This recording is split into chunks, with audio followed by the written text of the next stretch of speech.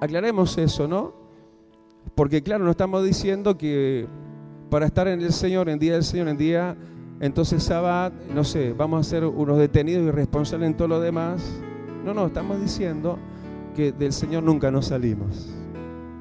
Que sabemos anteponer y priorizar primeramente al Señor. Y que si es para ti día del Señor, día de comunión con Él, día de establecer contacto permanente con Él, día de oración, día de saberle y día de andar correctamente delante de su continua mirada, entonces puedes cualificar y calificar para un día de aprovisionamiento, de prosperidad sobrenatural de Dios. ¿Tú lo crees? Dale el aplauso y decirle que este sea un día de reposo para mí. Un día tuyo continuo, venga para mí, Señor. Y algo que nos hace pensar a veces a nosotros que pueda acaso suceder esto, pero termina sucediendo, es lo que sigue diciendo que aún, aunque era el tiempo y aunque estaban con Jesús y Jesús los estaba guiando, ¿sí?, a campos sembrados, y estaban en el Señor, era el día del Señor, día de reposo, aún así todo, tuvieron necesidades, tuvieron hambre. No te tiene que sorprender, ¿sí?, la prueba y la necesidad y el hambre, porque aparece el hambre y aparece la necesidad para que yo me glorifique en ti y en tu necesidad, dice el Señor. Por eso, por ejemplo, aparecen a veces las enfermedades, para que el Señor de toda sanidad se glorifique en tu sanidad. Por eso aparecen los problemas, para que en eso sea glorificado el Hijo del Hombre. Da el aplauso y decirle: gracias, Señor, por mis necesidades, porque me conducen más a ti y me conducen más a la senda de la prosperidad. Tuvieron hambre y cuando sintieron necesidad, hermanos, llegaba puntualmente el momento de prosperar, el momento de extender la mano, el momento de las oportunidades. Ya estaba ahí. A veces se piensa que cuando llega la escasez, cuando llega el hambre, llegó justamente todo eso que se está diciendo ahora y declarando, y no llegó en verdad lo contrario a eso, que es lo que en verdad llegó, sabiendo que el justo por la fe vivirá y no andamos por vista. Si vos ves necesidad, no es porque llegó la necesidad, llegó la oportunidad de prosperar.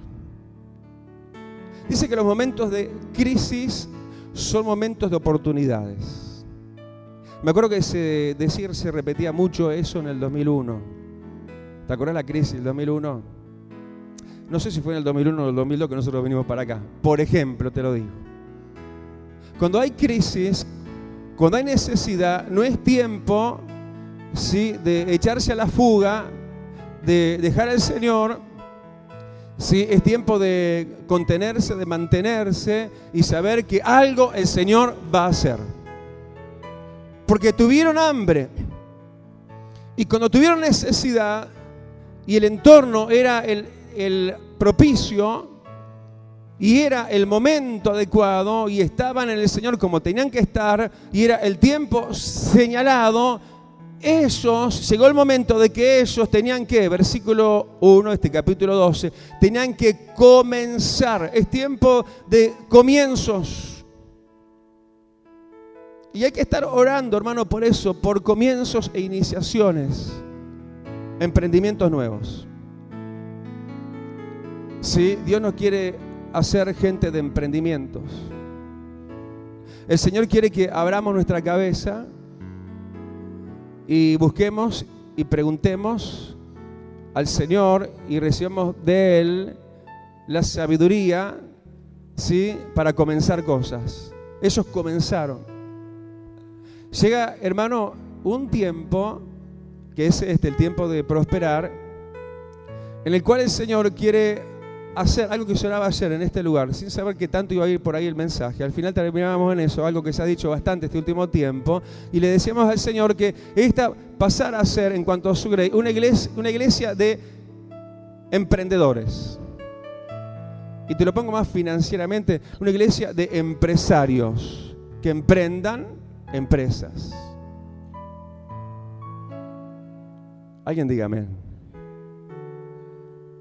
En estos días hablaba alguien conmigo una hermana, querida, amada hermana, ha llegado a ser muy amada en poco tiempo,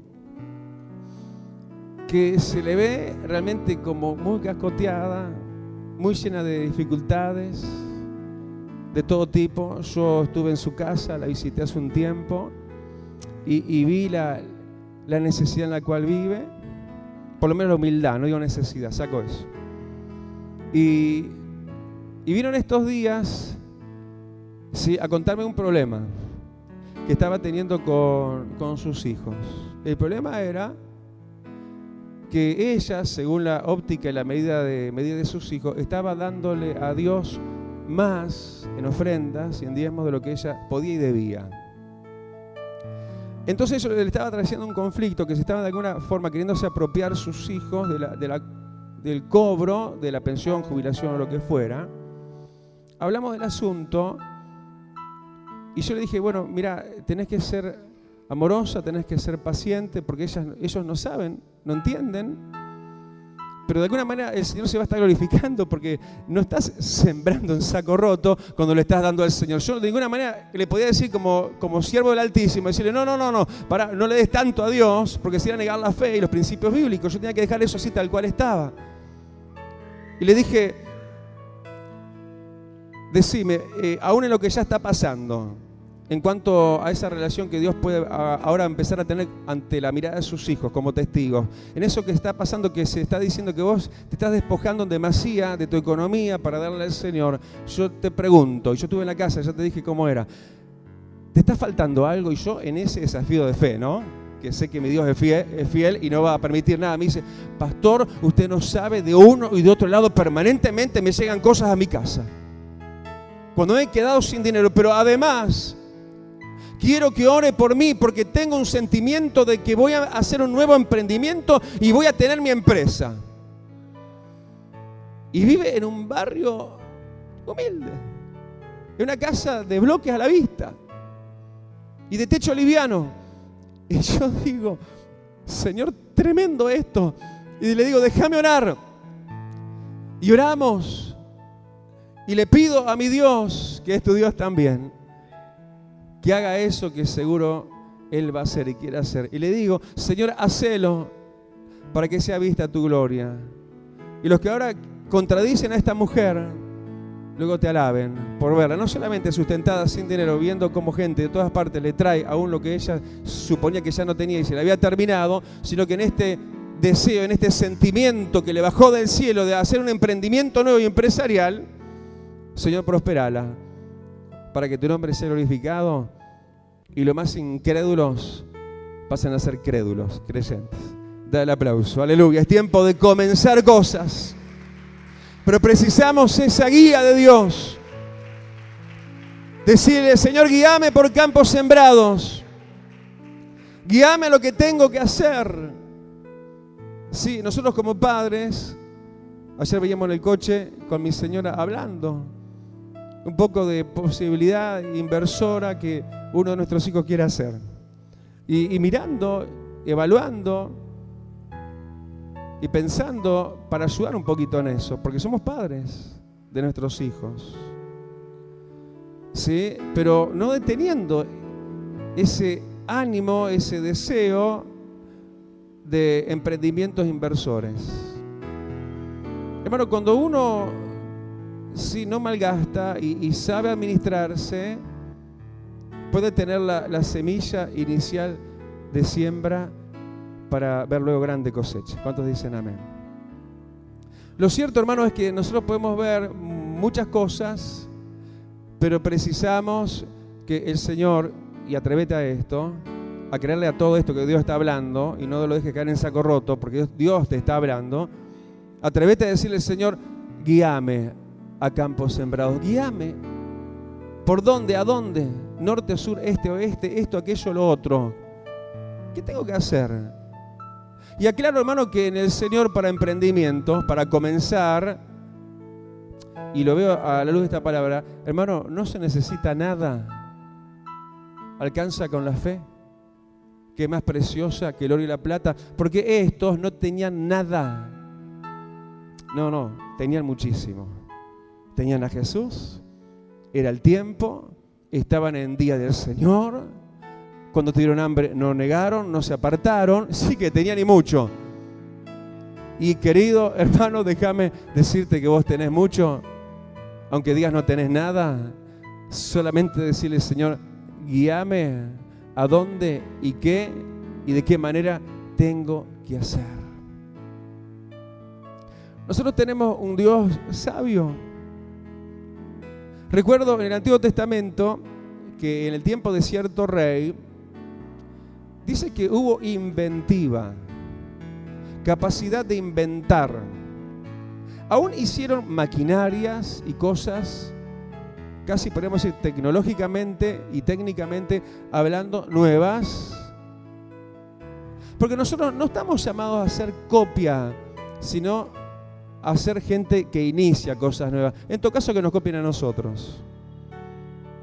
¿Cuántos dicen amén? ¿Dios no te está cambiando un poquito la cabeza? ¿Se acuerdan el jueves pasado que hablábamos de los pensamientos, del mundo de los pensamientos, de la azotea de uno, la cabeza de uno? A veces es la cabeza de antes, ¿no? De Egipto, de la esclavitud. Yugo, yugo, yugo, trabajo, trabajo, trabajo, y bueno, un salario mínimo a veces, y bueno, a pasarla a lo mejor que se pueda. Y esa es una mentalidad que Dios quiere remover. Porque la mentalidad de ellos no cabía lo que ellos ahora, ¿qué? Comenzaban a hacer. ¿Lo habían hecho antes? No creo. Hermano, oremos, porque aún lo que nadie ha hecho, nosotros tendremos la inventiva de Dios para comenzar a hacer nuevos emprendimientos. ¿Y qué más Dios quiere que eso también? Porque Dios ve la necesidad, primero, vio el hambre de ellos y quiso saciarlos. ¿Qué quiere más el Señor? Justamente como veíamos ayer, que seas aliviado de tanto trabajo para tan poca remuneración, que trae tanto afán y tanta ocupación y tan poca disposición de tiempo, y que dejes de ser un empleado a un empleador, un empresario con más tiempo. ¿Para qué? Versículo 29 del capítulo anterior, capítulo 11, para que puedas pasar a servir al Señor, a llevar el yugo de Dios.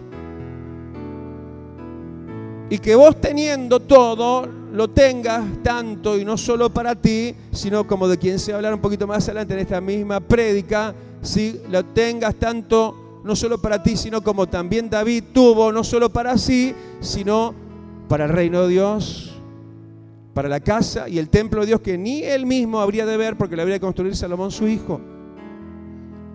Pero porque nosotros estamos y estemos, hermanos, en día de reposo, y ya que hablamos de David, sigamos hablando de David, y estemos como él, con un buen y dispuesto corazón para el Señor también por esa razón quiere traer recursos a nuestras vidas, porque sabe que no los vamos a acaparar. Maldito el que acapara el grano, dice la palabra.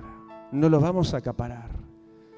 Vamos a recibir especial y primeramente, como David también tenía y nosotros también, el corazón en la casa y en las cosas de Dios, vamos a recibir recursos para darle recursos a la casa de Dios, al reino de los cielos. Digan amén. Dale el aplauso y decirle: sí, Señor, yo quiero, Señor, traer recursos a tu reino. Aleluya. Y para esto, y ya que hablábamos de David, salteamos un poquito, capaz que luego volvemos para atrás donde habíamos quedado. David, ¿qué hizo? Versículo 4. Entró en la casa de Dios. Hermano, para prosperar hay que entrar en la casa de Dios, en las cosas de Dios.